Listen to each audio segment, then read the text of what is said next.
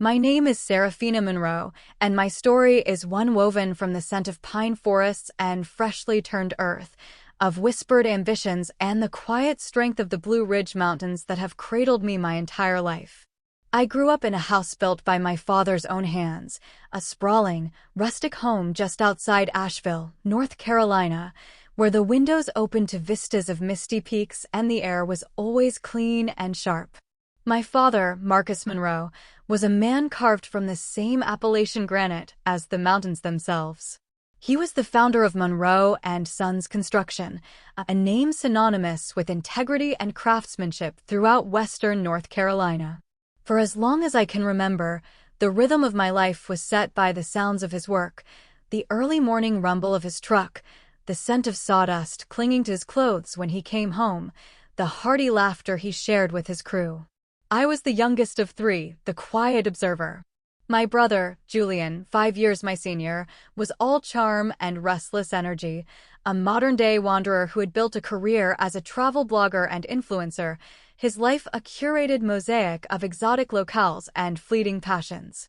My sister, Isabella, 3 years older than me, possessed a gentle, artistic soul. She ran a small pottery studio in the city's arts district, her hands perpetually dusted with clay, her heart set on creating beauty in a world she often found too harsh. They were the sun and the moon of our family, bright and expressive, while I was the quiet earth beneath their feet. I had left home for college and then settled in Charleston, South Carolina, where I worked in urban planning and real estate development. To my family, my career was a distant, abstract concept involving spreadsheets and zoning laws, a safe, predictable path far removed from the tangible, sweat-and-soil world of our father's business. They loved me, of course, but in the way one loves a familiar, comfortable piece of furniture, reliably present, but rarely the center of attention. I never corrected their assumptions. I allowed them to see me as the steady, unimaginative one, because I knew, deep in my soul, that the foundation I was laying for my own life needed to be built on my own terms, free from the long shadow of my father's legacy and my siblings' expectations. The announcement came on a cool October Sunday, the kind of day when the mountains seemed to be on fire with the colors of autumn.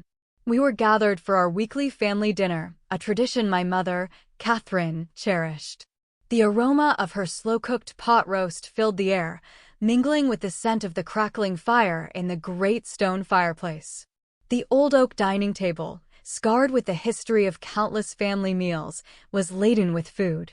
Julian was regaling us with tales of his recent trip to Portugal, his hands gesturing expanses as he described the coastline. Isabella was talking about a new glaze she was developing, her eyes soft with creative fervor. I sat listening, nursing a glass of red wine, feeling the familiar, comfortable ache of being both present and invisible. Dad, who had been unusually quiet throughout the meal, finally set down his fork with a decisive click. He cleared his throat, and the warm chatter in the room immediately subsided. All eyes turned to him. He had a way of commanding a room without raising his voice, a gravity that came from a lifetime of making hard decisions. "Catherine and I have something to tell you all," he began, his gaze sweeping over his children before settling on the flickering candles in the center of the table. "As you know, I turned 68 this year. I've been swinging a hammer and reading blueprints since I was a boy. This company, Monroe and Sons, it's been my life's work. My heart." He paused, and in the silence, I could hear the gentle ticking of the grandfather clock in the hall, a steady, metronomic heartbeat for our family's life. "It's a good company," he continued, his voice thick with a pride that was both fierce and tender. "We've built homes, schools, community centers. We've built a reputation for quality that means something in this town. But I'm tired. Your mother and I, we want to travel. We want to see those national parks we've only ever looked at in magazines. We want to enjoy our time." Isabella leaned forward, her brow furrowed with concern. "Dad, are you all right? Is your health?" "I'm fine, sweetheart," he said, a faint smile touching his lips. "Just ready for a different kind of life. Which is why I've decided to sell the company." The words dropped into the cozy atmosphere like stones into a still pond. The ripples of shock were instantaneous and visible. Julian's curated, easygoing demeanor shattered. Sell it? Dad, what are you talking about? Monroe and Sons is our legacy. It's ours. The possessive pronoun hung in the air, charged and presumptuous. Dad's eyes narrowed slightly. Is it, Julian? When was the last time you set foot on a job site? You document your lattes for a living. You wouldn't know a joist from a girder. That's not fair. Julian shot back, his face flushing. I've been building my own brand. We always assumed, that we would take over one day. Assumed, Dad repeated, the word laced with a quiet disappointment that was more cutting than any anger. You assumed you would inherit the fruits of my labor. Isabella, he said, turning to my sister, you're a wonderful artist. Your pottery is beautiful. But do you know how to bid on a municipal contract? How to manage a payroll for 30 employees? How to navigate a supply chain disruption? Isabella shrank back, her eyes welling with tears. We could learn, Dad. We could hire a general manager, bring in our own ideas. I could help with the design side of things, make the homes more modern, more artistic. This isn't a canvas, Isabella. It's a business, Dad said, his voice gentle but firm. A business I've poured my blood and sweat into for 40 years. It's not a hobby, and it's not a safety net for when your own careers don't go as planned. It deserves more than to be run by managers for absentee owners who are more interested in the profits than the process. The truth of his words was undeniable, and it settled over my siblings with a suffocating weight. They had always viewed Monroe and Sons as a birthright, a golden parachute that would be waiting for them whenever they decided they were done with their own pursuits. They loved the idea of the legacy, but had never shown the slightest inclination to understand the work that sustained it. So you're just going to sell it to some strangers? Julian's voice was incredulous. Some corporation that will come in, gut the staff, and tarnish the Monroe name for a quick buck? No, Dad said calmly. I would never do that. The offer I've accepted is from a company that respects what we've built. They have an excellent reputation. They're a private development firm based out of Charleston, and they've given me their word that they will retain our entire team and honor our existing contracts. They value the Monroe name. Julian and Isabella exchanged a look. The initial shock was beginning to be replaced by a new, more practical emotion, curiosity. How much? Julian asked, the question blunt and stripped of pretense. Dad took a slow sip of water. He looked not at Julian, but around the room, at the timber beams he had set in the ceiling, at the mantelpiece he had carved from a single piece of reclaimed walnut. They made a very generous offer, he said, his voice filled with the quiet validation of a lifetime of work. $28 million. A collective gasp went through my siblings. Isabella's hand flew to her mouth. Julian's eyes widened, the gears of calculation visibly turning behind them. 28 million. The number was astronomical, a figure from a different reality. 28 million, Isabella whispered, the tears of hurt now morphing into tears of astonishment. Dad, that's incredible. It is, Dad agreed. And your mother and I are going to use it to live out our days in comfort and peace. We're buying a small cabin in Montana, near Glacier National Park. We're going to see the world. The unspoken part of his statement was deafeningly clear. The money was for them, not for their children. Julian, ever the pragmatist when it came to his own interests, leaned in. But Dad, surely you're setting some of that aside for us. For your children. For your grandchildren one day. My father looked at his son, and his expression was one of profound, weary love. Julian, I have given you both everything. A wonderful childhood, a debt-free education, the freedom to chase your dreams without a moment's worry about your financial security. I am leaving you the greatest gift my father ever gave me, the opportunity to make your own way in this world. The same opportunity one had when I started this business with a used pickup truck and a toolbox. I had remained silent through the entire exchange, my wine glass cool against my fingertips. I had watched the storm break in rage, seeing the predictable cycle of my siblings' emotions, shock, indignation, hurt, and finally, avarice. Now, a quiet calm settled over the room, the calm of a devastating but accepted truth. It was time. I set my glass down gently on the white linen tablecloth. Dad, I said, my voice cutting through the heavy silence. What's the name of the company from Charleston? He turned to me, his expression softening with a hint of surprise, as if just remembering I was there. In these family dramas, I was always the audience, never an actor. It's called Sovereign Development, he said. A solid group. Very professional. And you're confident they'll be good stewards of the company? I asked, keeping my tone even and inquisitive. Absolutely. I've vetted them thoroughly. Their portfolio is impressive and their financials are impeccable. They know what they're doing. A small, knowing smile touched my lips. I met my father's gaze, and for the first time that evening, I allowed the lifetime of quiet observation and hidden ambition to surface in my eyes. Dad, I said softly, but with a clarity that made everyone at the table turn towards me. I have to tell you something about Sovereign Development. What's that, Serafina? I am Sovereign Development. The silence that descended upon the room was unlike any I had ever experienced.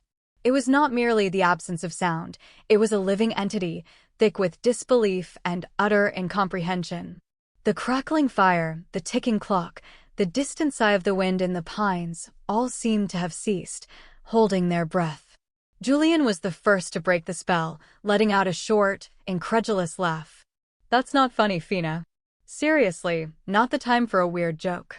Isabella just stared at me, her brow knitted in confusion, as if trying to solve a puzzle whose pieces had suddenly changed shape.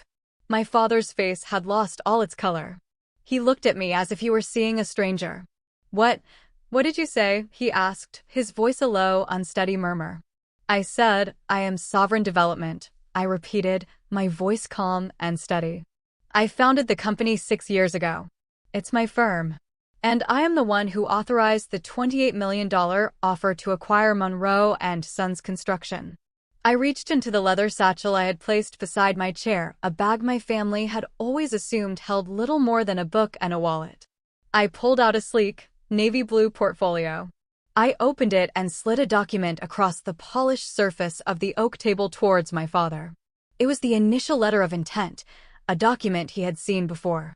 But this time, I turned it to the final page and pointed to the signature at the bottom, crisp and clear in black ink. Serafina C. Monroe, Chief Executive Officer, Sovereign Development, LLC. My father stared at my name, then back at my face. The gears were turning, but they were grinding against decades of perception, of seeing me as his quiet, unassuming daughter who worked with maps and regulations in a faraway city.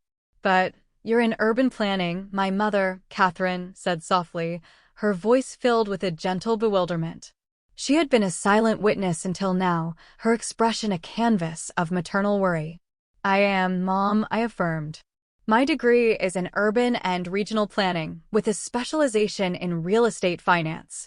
I got that degree so I could understand not just how to build a house, but how to build a community. I moved to Charleston because it's a dynamic market, a place where historic preservation and forward-thinking development have to learn to coexist. I wanted to learn how the big, strategic projects get done, from land acquisition and financing to marketing and sales. I stood up and walked to the large window that overlooked the backyard. The moon was rising, casting a silvery glow on the old workshop where Dad had first taught me how to measure twice and cut once. I could still smell the phantom scent of sawdust and feel the satisfying heft of a hammer in my small hand.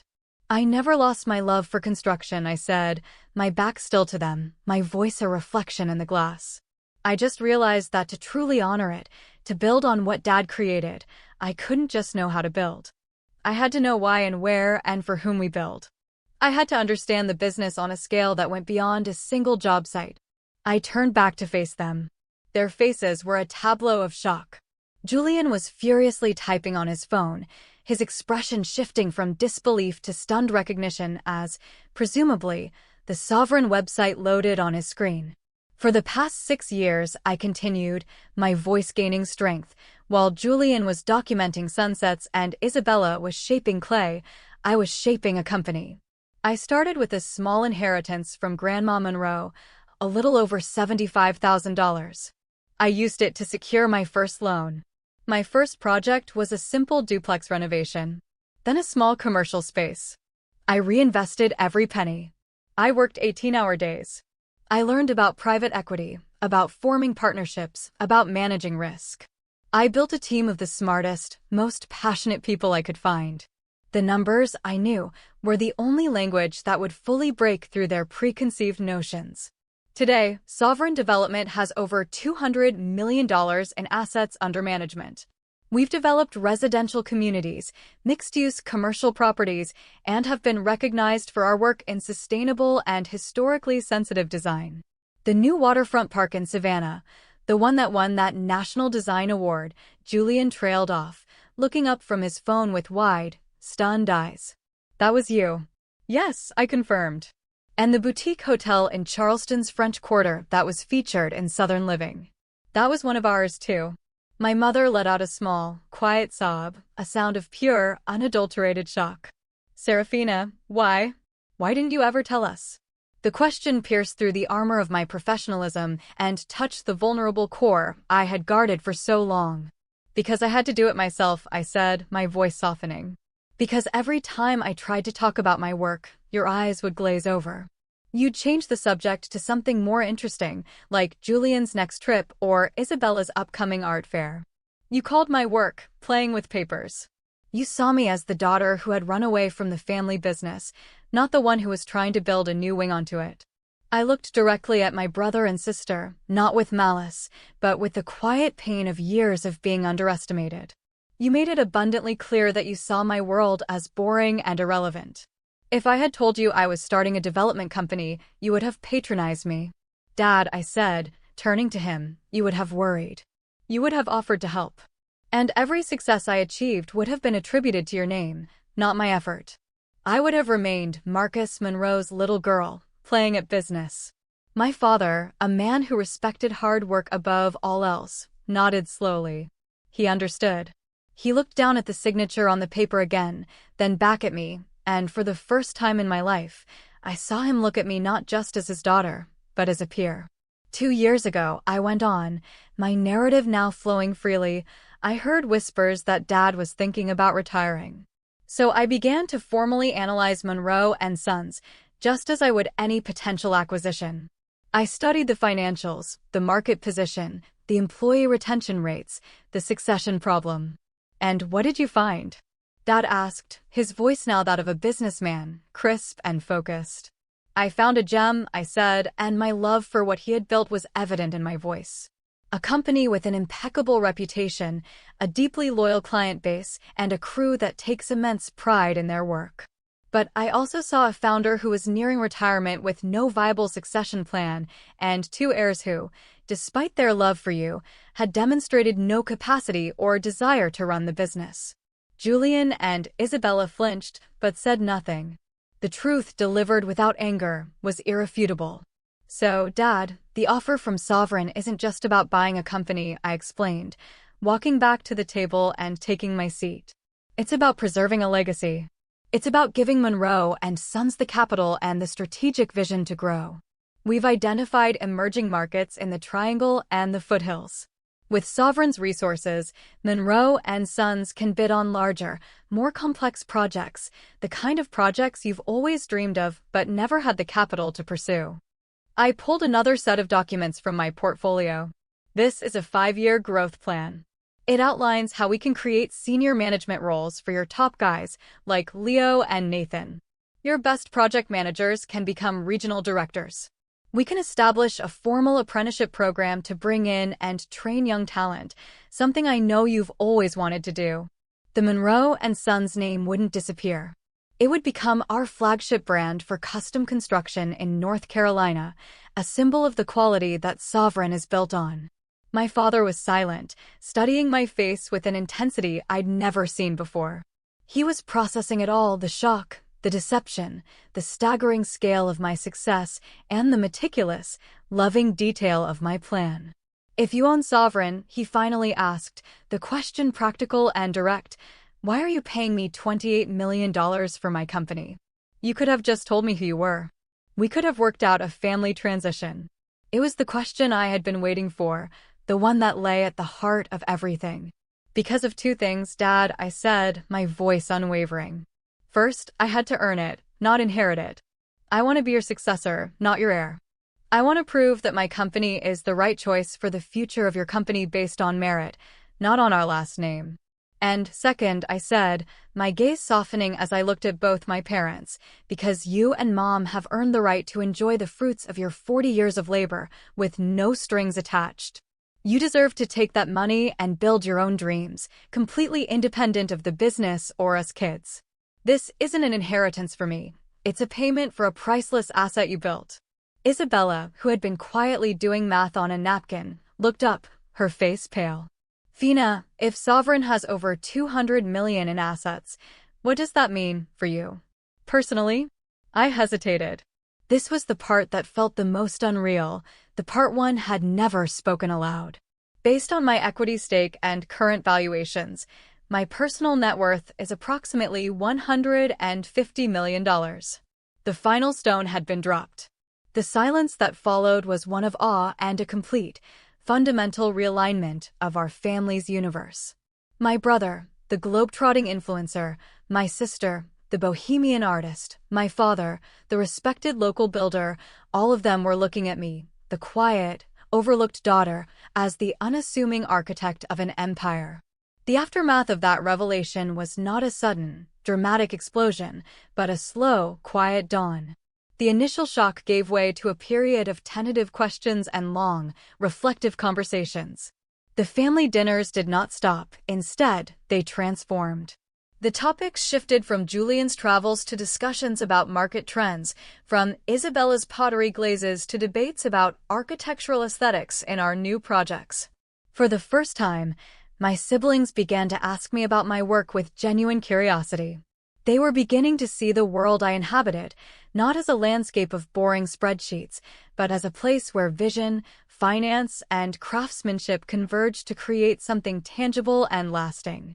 The acquisition of Monroe and Sons by Sovereign Development proceeded with a seamless professionalism that deeply impressed my father. He watched my team conduct their due diligence, not with the suspicion of a seller, but with the pride of a mentor. He saw in their meticulousness the same values of integrity and thoroughness that he had built his own life upon. One evening, a few weeks after the dinner, as the deal was being finalized, my father found me in his old workshop. I was running my hand over the worn surface of his workbench, breathing in the familiar scent of wood and oil. You know, he said, leaning against the doorframe, when you were about 12, you spent a whole summer out here with me. You weren't just passing nails. You were watching. You organized my invoices, you tracked inventory on a notepad. You created a system. He chuckled softly. I should have seen it then. You weren't just my little helper. You were my shadow, learning everything I did. I loved it out here, I admitted. I loved the feeling of making something real. You did, he said, his voice filled with a new kind of respect. And then you went off and built something realer than I could have ever imagined. Serafina, I'm sorry if I ever made you feel like you had to hide your ambitions from me. From us. You didn't, Dad, I reassured him, turning to face him. You taught me the value of hard work. I just needed to prove to myself that I could live up to that lesson on my own. He nodded, his eyes glistening. Well, you have. You've more than done that. You've honored my legacy in a way I never could have planned for. The question of my siblings' future hung in the air. It was Julian who finally broached it, with a humility I had never seen in him before. Fina, he began one night, I've been thinking. About what Dad said. About assuming. I've spent my adult life chasing experiences, but I haven't really built anything that will last. He looked at me, his usual bravado gone, replaced by a raw vulnerability. What you've done, it's incredible. And I feel like a child in comparison. You're not a child, Julian, I said gently. Then what am I in all this? He asked. Isabella and I, are we just cut out? Left behind while you take the family business into the stratosphere. It was the moment to establish the new terms of our relationship, not with cruelty, but with clarity and love. That depends on what you want, I said. The old way, where you assumed you would inherit a portion of the profits without contributing to the work, that's over. That wasn't fair to Dad, and it wouldn't be fair to the people who work hard every day. But a new way could begin if you want it. Isabella looked up, her interest piqued. What kind of new way? Sovereign is growing, and Monroe and Sons is our new cornerstone. We always need good people. But you wouldn't be inheriting a title. You would be earning a position. You would have to start at the beginning. Learn the business from the ground up. The real business, not just the glamorous parts. I could see them processing the offer. Starting at the bottom was a world away from the future they had envisioned. What kind of positions? Julian asked, his voice cautious. Project coordination, client relations, site administration, I listed. You'd learn about permitting, scheduling, budgeting. You'd get your boots muddy. It would be hard work. But the path for advancement would be clear, and it would be based entirely on your performance and your contribution, not your last name. To my surprise, it was Julian who spoke first. Okay, he said, a determined glint in his eye. Okay, I'll do it. I want to learn how to build something. Isabella was more hesitant. I don't know if that world is for me, Fina. The corporate side of things, it's not my strength. Then don't force it, I said. But your art could have a place. We are building luxury communities, boutique hotels. They need a soul. They need art. They need thoughtful design. Sovereign often commissions local artists for our projects. Perhaps your studio could become one of our preferred partners. You could integrate your creative vision into our work in a way that's authentic to you, growing your own business alongside ours. A slow smile spread across Isabella's face. She wasn't being offered a handout. She was being offered a collaboration, a way to connect her passion to the family enterprise on her own terms. In the months that followed, our family found a new equilibrium. The sale was completed, and my parents began planning their trip to Montana, their faces bright with the joy of a future they had truly earned. My father, however, didn't step away completely. He accepted a position on Sovereign's advisory board as a consultant for Monroe and Sons, acting as a mentor to the next generation and a guardian of the company's foundational culture. He had never been happier. Julian started as a project coordinator's assistant. The first few months were a humbling experience for him. He traded his fashionable travel gear for a hard hat and steel-toed boots. But slowly, something shifted. He discovered he had a natural talent for communicating with clients, for smoothing over the inevitable frictions of a complex build. He was using his charm not for self-promotion, but for problem-solving. He was building relationships, real ones, that were as solid as the foundations he was learning about. Isabella, meanwhile, thrived. Her pottery studio won a significant contract to design and supply custom fixtures and art pieces for one of Sovereign's new developments. Her work, once a small-scale passion, was now gaining regional recognition. She was a businesswoman, finding a synergy between her art and commerce that empowered her in ways she had never imagined. About a year after that fateful dinner, I stood with my father on a hill overlooking our latest project, a sustainable residential community nestled in a valley not far from the home where I grew up. The frameworks of new houses stood like skeletons against the blue sky, alive with the sounds of saws and hammers. It was a Monroe and Sons project, funded and scaled by Sovereign Development. Julian was down on the site, talking animatedly with a homeowner, his laughter carrying on the breeze.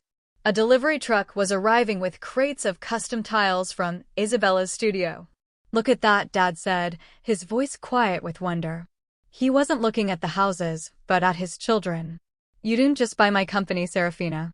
You gave it back to us. All of us." In that moment, I understood that the greatest thing I had built wasn't a company with hundreds of millions in assets.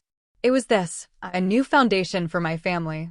A foundation built not on assumptions and entitlements, but on mutual respect, earned success, and the quiet, enduring strength of new beginnings.